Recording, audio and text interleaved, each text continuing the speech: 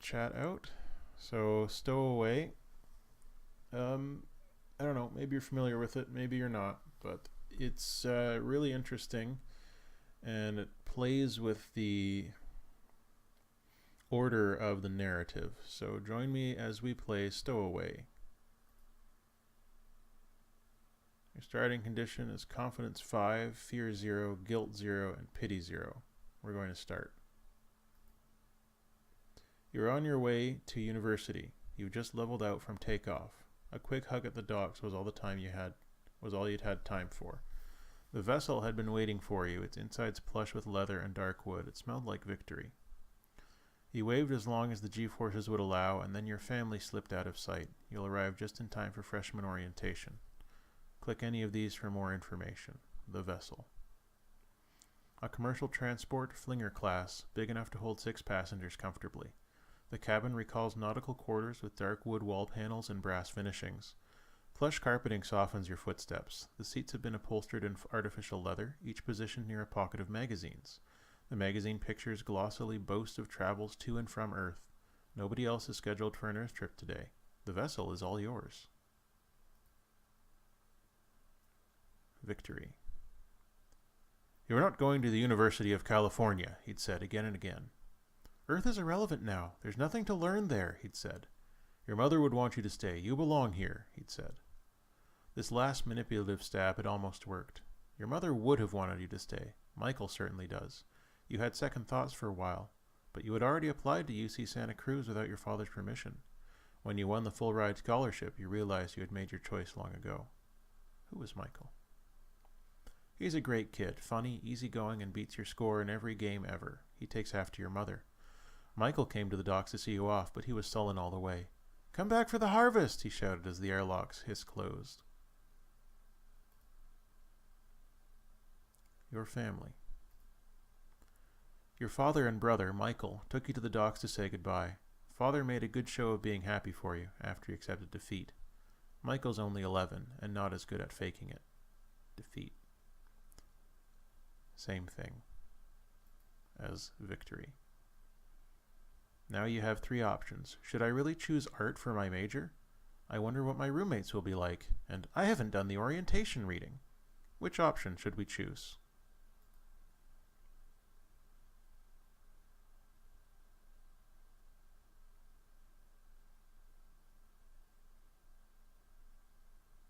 Any thoughts out there in the chat? Number 3? Okay.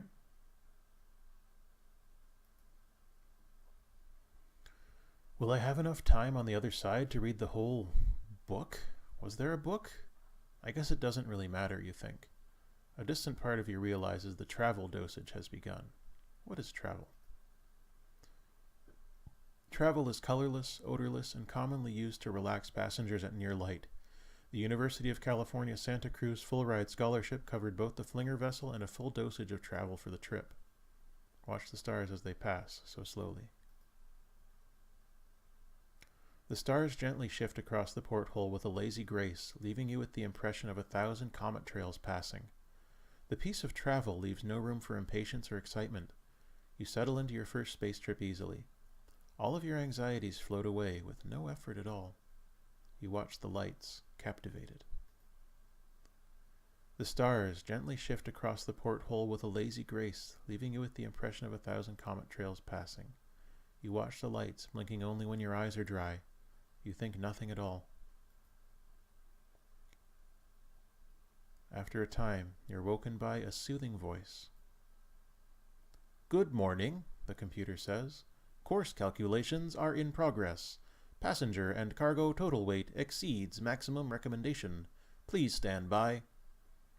You are instantly alert. Earth is not far, already grown from a dot into a blue marble. What is the recommended weight? Or, examine the cabin. Those are our options. Number 1 or number 2?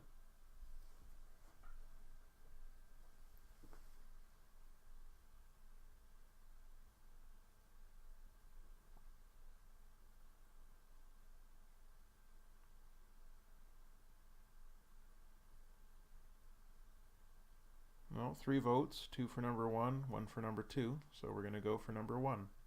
What is the recommended weight? The vessel is no longer approaching Earth, judging by the unmoving stars out the window. Your destination is not so far, though. Earth is already a marble in the forward view. You try to reply and croak deeply, your throat constricting. Your tongue weighs heavily in your mouth, defying several attempts to swallow. Sensation slowly returns to your face, cool air whirring along your jaw from the fans. 3 options. Try again. What is the recommended weight? Try again. Resume travel. Or examine the cabin. What do we choose?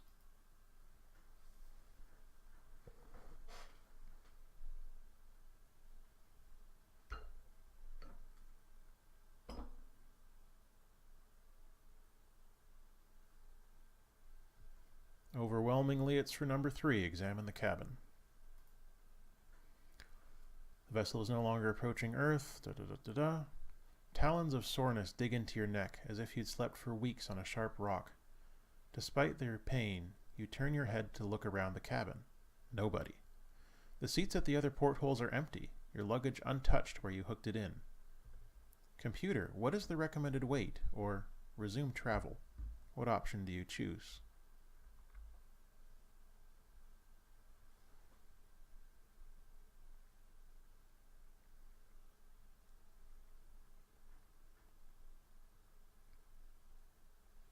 Okay. Computer, what is the recommended weight? You'll notice now that one of the options is not available. What is the recommended weight, you ask?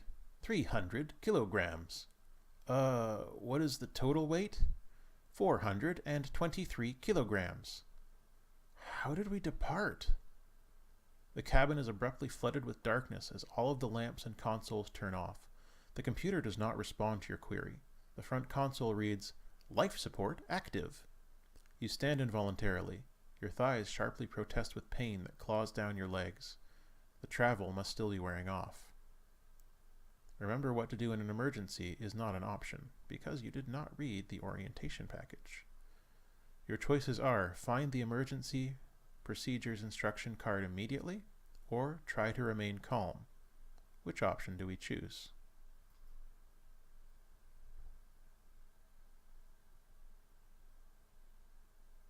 What, 3 for remain calm?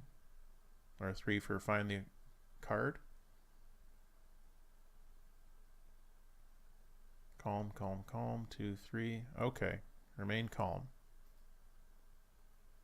Only starlight and earthlight illuminates the cabin, filtering dimly through the portholes. The front console reads, "Life support active," but nothing else seems powered. You breathe slowly and deeply, despite your racing pulse, reclaiming control of your panic. Clarity descends. The cabin is still pressurized. You are still alive. You will do what you can to sort this out, and that's all you can do. In the darkness, you hear a soft whisper. Locate the source of the whisper. The shadow on the porthole is cast from the outside but what appears to be a large lavender worm or a very small snake. One wider end spins against the glass, causing a soft hiss and results in steady rotation throughout the whole creature. The other end of the worm lazily flaps out in space, as if there were a breeze. As you inspect the worm, the spinning stops, as does the whispering hiss. The thinner end of the thing spasms. Your thoughts arrive without warning like a bad houseguest's, demanding all of your immediate attention. Will Michael and I be able to finish our game? Did I forget to do something before I left? Or, what was that children's song again? Which option do you choose?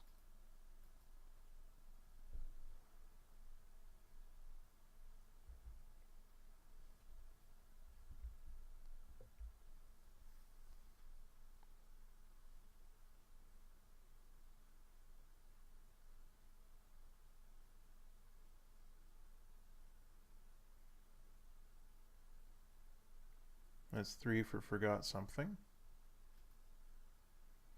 The immediacy of the vessel fades. The university sent you a to-do list for new freshmen. Most of it was paperwork and shopping, but at the end it exclaimed, "Enjoy the unique sights of your hometown. You won't be home for a while." You wrote a list of people to say goodbye to. There were only 3 others in your graduating class, although you had no friendship with any of them, you felt you had to attend a farewell meal anyhow. You crossed each one off as they became irrelevant to your new future. The last name on the list fills you with dread. Had no friendship. Sarah, Kim, and Paul. Saran wrap, Kool-Aid, and paperclip. They looked down on you for going to Earth, but didn't offer any alternatives. They scoped new arrivals for marriage materials, built up the colony, and watched vids. No interest in art, poetry, or news from Earth. Kim was the most friendly of the 3, and you were close as kids, but she'd been spending her free time at Red Temple for the past few years. The only things you shared with any of them were a hometown and a sense of obligation, and now those are both gone. Red Temple. Kim invited you, so you attended Red Temple once. Why is it so plain? You'd asked. Do they need sculptors, painters, architects? Kim had just looked at you. She couldn't understand what you needed that the temple wasn't giving you. The last name on the list fills you with dread. Fold it under, out of sight, or read the name aloud. What do you choose?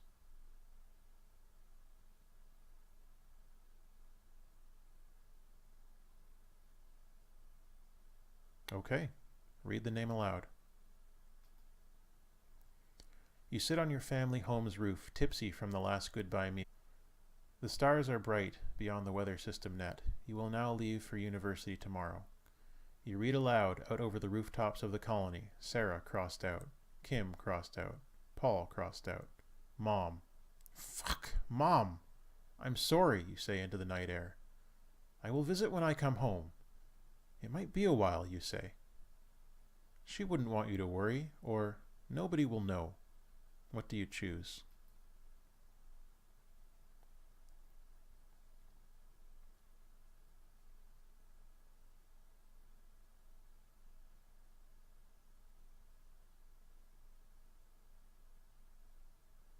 She wouldn't want you to worry.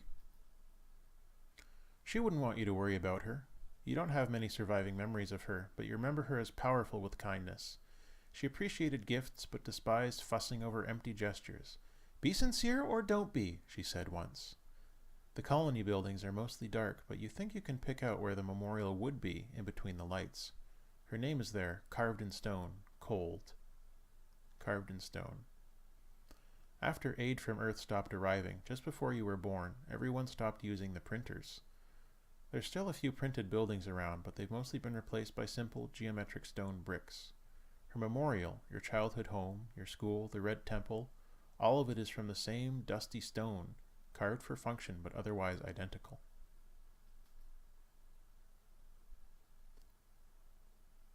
She wouldn't want you to worry about her. You don't have many surviving memories of her, but you remember her as powerful with kindness. She appreciated gifts, but despised fussing over empty gestures. Be sincere or don't be, she said once. The colony buildings are mostly dark, but you think you can pick out where the memorial would be in between the lights. Her name is there, carved in stone, cold. A soft whispering says, So this is what you are. Unapologetic, rationalizing your own selfish cowardice. You aren't half the warrior she was, adventuring to the frontier to raise a family. What makes you think you'll be strong enough to survive Earth on your own? You didn't visit her because you know you are weak and undeserving. No, this isn't right. Where am I? You blink heavily in a sudden darkness. You feel your vision is separated, as if each of your eyes were watching a different console. To one side you see yourself, a human body crumpled against the darkness of a primitive spacefloor vessel. Its consciousness appears to mostly consist of bitterness, guilt, and self-pity now. The delicious bits have all been eaten already. On the other side, a writhing mass darkens the university vessel's porthole. It is tethered to the window glass by a lavender worm that appears to have bored straight through. It is plump and lies limp. The life support active sign is flickering on and off at the front of the cabin. You leave the animal to die, or do you stand up? What do you choose?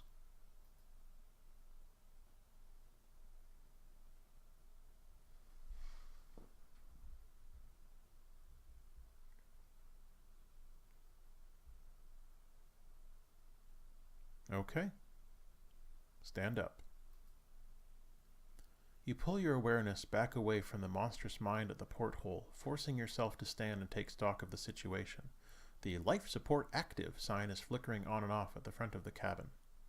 The lavender worm retreats and the writhing mass floats a small distance away. Some part of you recognize it as looking satisfied?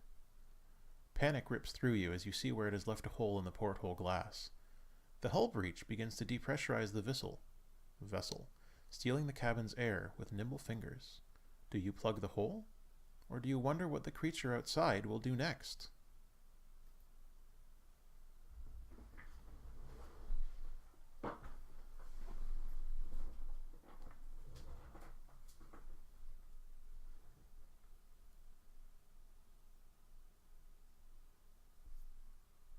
Okay, good choice. Plug the hole. A defiance rises in you, a primal, blood-born desire to live. You shove at the invasive tendrils that linger, sliding up against your thoughts. You plug the tiny hole in the You plug the tiny hole in the porthole glass of the magazine. The gloss forms a tight seal. It's not perfect, but it looks like it'll work for long enough. All systems power up and the lights turn back on. Primary system setup in progress. Please input destination, says the computer voice. Do you reroute course, return home, or do you continue on previous course to Earth?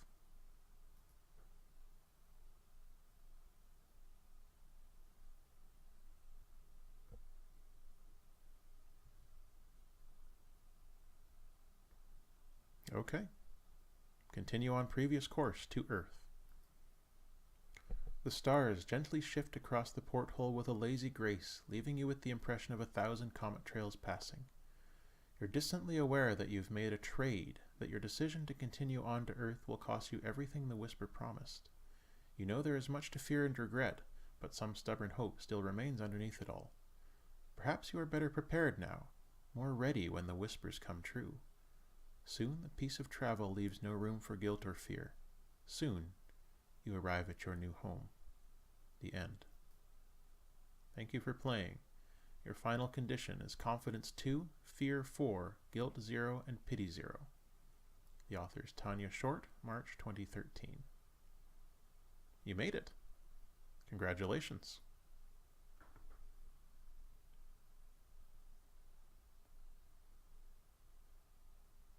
Yeah, you survived.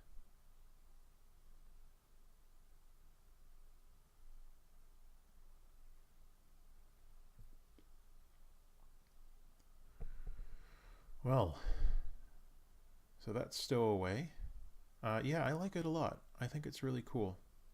It's, interactive hyperfiction, I think is the term for it, or metafiction, one of those two. It's been around since the earliest days of BBSs on the internet, but this is one that I ran across a few months ago, and I really enjoyed it, playing it, and I thought maybe it would be nice to end the stream with something interactive like this. And the timing is perfect, yeah, as Hal Rob said. It's like a choose your own adventure book. It is 8 a.m. It has been 25 hours since I began streaming for Extra Life 2013. In that time, we achieved and blasted past our fundraising goal, both for myself and for Team GetWaved. And I am immensely proud of what we've all accomplished, and I am immensely proud to have worked to achieve this with all of you. So thank you all for your help, and thank you all for your support throughout this entire process. I'm going to turn this off here.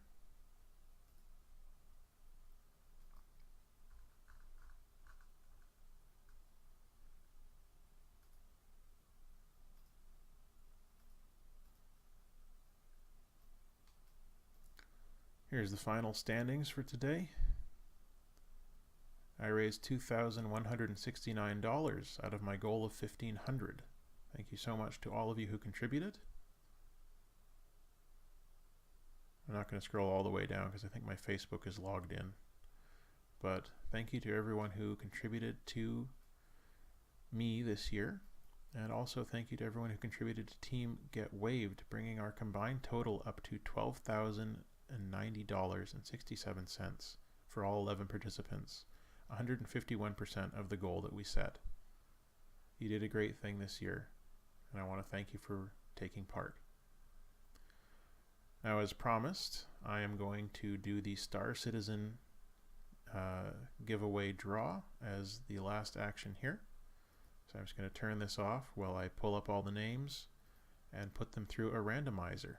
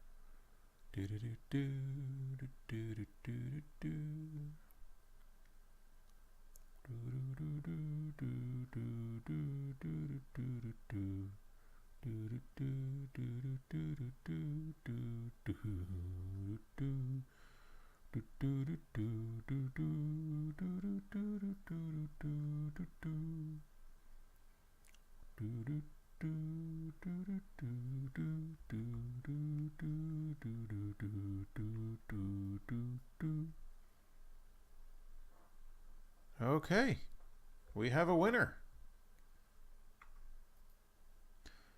And the winner of the Star Citizen giveaway for this year is dun da da dun.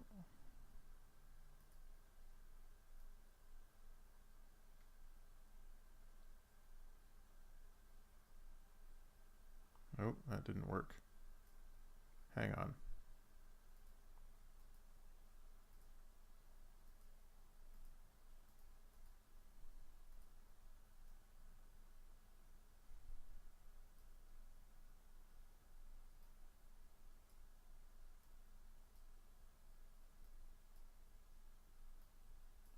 Travis King. Congratulations, Travis. You have won a copy of Star Citizen. I will send that to the email through which you donated